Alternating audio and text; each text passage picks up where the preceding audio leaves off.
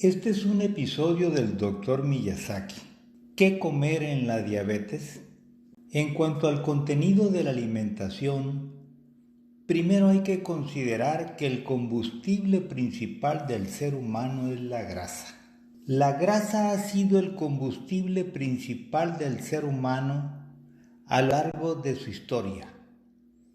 Pero en los últimos 200 años, desde que se da el desarrollo industrial, ha venido cambiando el combustible principal a carbohidrato. El ser humano ha vivido miles de años de la grasa, no de proteínas, y lo último fue consumir vegetales. Los componentes grasas y proteínas eran fundamentales, y los carbohidratos que se tomaban solo provenían de las frutas de temporada. La comida principal estaba basada en la cacería y secundariamente en la pesca. La recolección de frutos ya es una tercera opción. Actualmente nos la voltearon por el desarrollo industrial y el consumismo que se ha ido desarrollando por los dos últimos siglos. El interés económico nos ha llevado a consumir el combustible carbohidratos, que dura muy poco su efecto, pues al comer carbohidratos, al ratito ya se bajó la comida y uno quiere comer más. En cambio, cuando consumimos la grasa, que comemos chicharrón o tocino en la mañana, estamos satisfechos por lo menos hasta el mediodía. Y con la fruta y los carbohidratos, en poquitas horas ya desapareció el efecto. Este combustible nos obliga a estar comiendo continuamente. O sea, entre menos grasas comamos, más hambre nos va a dar. Y vamos a estar comiendo para obtener el combustible que ocupamos en el cumplimiento de todas nuestras funciones. Aquí lo más saludable es que nuestra dieta o alimentación esté basada fundamentalmente en grasas. Cuando hablamos de grasas, no estamos hablando de grasas procesadas. Las grasas procesadas surgieron hace un siglo con los aceites vegetales que empezaron a producirse para sustituir a la grasa animal. El problema es que los aceites vegetales, casi en su totalidad, a excepción del aceite de coco, se hacen azúcares, a diferencia de las grasas animales, que esas no se hacen azúcar. Esa es la razón por la que es más saludable el consumo de grasas naturales. Ahora, no todas las grasas son malas. Hay grasas buenas como las de las semillas de calabaza, de cacao, las nueces y las almendras. Igualmente, hay compuestos vegetales que tienen grasas saludables como las aceitunas y el aguacate. Estas son fuente de energía. Ahora, ¿por qué las grasas animales se han vuelto malas? Se han vuelto malas y dañinas por la cantidad de químicos que se han venido utilizando en la crianza de estos animales. El problema es la crianza, principalmente de vacas, en la que se inyectan antibióticos y hormonas para que no mueran y engorden más. Esto es aplicable también a los pollos y al pescado, a los que les dan además un alimento artificial químico. El primer uso de antibiótico fue para engordar pollos. En 1950 hubo una epidemia en las granjas agrícolas y empezaron a utilizar un antibiótico llamado tetraciclina, que venía en cápsulas de 50 miligramos. La vendían no solo en la farmacia, sino en cualquier tienda de abarrotes. Todo el mundo empezó a utilizar las tetraciclinas chupadas también para la molestia de garganta. El primer objetivo fue controlar las infecciones de las aves, pero se dieron cuenta que las gallinas y los pollos aumentaban de peso hasta 5 veces. De ahí en adelante, durante el último siglo, se han venido usando más los antibióticos para engordar y proteger a esos animales de las infecciones, y aparte de eso les daban hormonas. Hasta los deportistas aparecen en los exámenes antidoping contaminados con sustancias como estas. Se las aplican a los animales y porque quizás comieron unos taquitos de carne asada, por ahí salieron mal en los estudios. Así se han dado casos de nadadores, futbolistas y boxeadores. Si nosotros tenemos suficiente grasa consumida diariamente, vamos a estar tan satisfechos que no vamos a ocupar mucho más, si acaso algún complemento. Las grasas malas son las grasas procesadas, que empezaron a utilizarse para el procesamiento de casi todo alimento envasado, empaquetado o embolsado. Así se mezclan con los quesos que se supone son de leche de vaca, los chorizos que suponemos que deben de ser de puerco. Y vemos aceite vegetal metido en esos alimentos animales, dizque por más saludable. Una ocurrencia de los fabricantes de alimentos y medicinas que se inventaron la teoría que la grasa animal era dañina y era causante de infartos y muertes.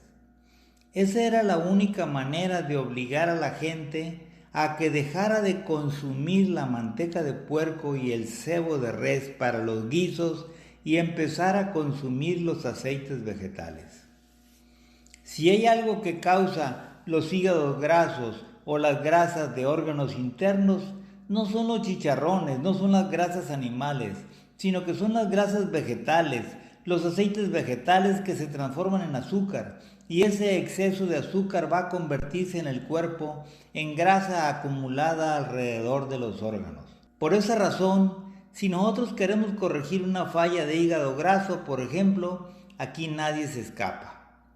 Porque la alimentación que hemos tenido estas últimas décadas así ha sido. Casi nadie nos hemos escapado del hígado graso. Entonces viene el daño a la salud, porque empieza a entorpecer esa grasa las funciones del hígado, que es nuestro principal órgano de desintoxicación. La grasa como tal no es mala, aún la que tenemos nosotros acumulada. Esas llantitas en la cintura lo que hacen es atrapar las sustancias tóxicas y los químicos en sus células para que no le hagan daño al cuerpo. ¡Qué maravilloso es nuestro organismo! Pero toda esa acumulación de grasa tiene un límite, hasta que revienta por una situación y nos va a causar posteriormente la enfermedad. Hay que tener las células grasas pero no llenas de sustancias químicas, que nos sirvan principalmente para que tenga nuestro organismo la capacidad de atrapar esas sustancias tóxicas que nosotros estamos obteniendo de lo que olemos y de lo que tocamos. Por todos lados agarramos químicos. Un cuerpo más saludable va a ser aquel cuerpo que tenga menos toxinas. Vemos para qué nos sirven las grasas. Como combustible, como regulador del metabolismo, pues las células grasas producen las hormonas del hambre y de la saciedad. No son tan simples las células grasas. Hay que tenerlas en buen estado con la menor cantidad de toxinas y químicos y van a cumplir una función extraordinaria metabólica.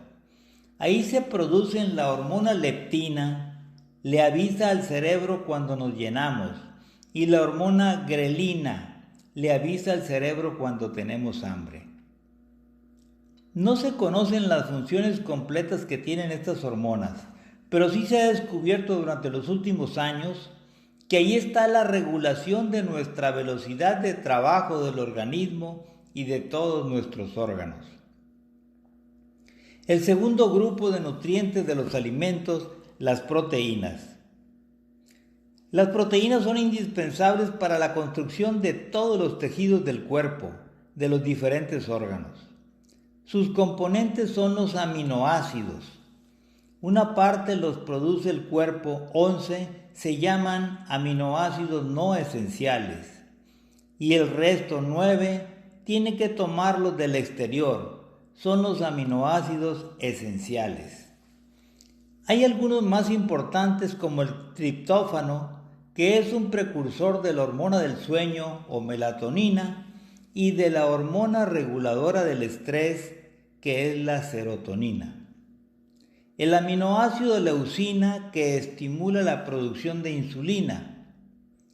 el aminoácido histamina, que forma parte de la hormona reguladora del sistema inmune o histamina, y de la hemoglobina.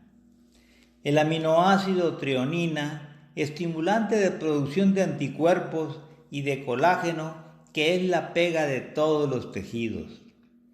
Los otros aminoácidos esenciales son isoleucina, metionina, lisina, fenilalanina y valina.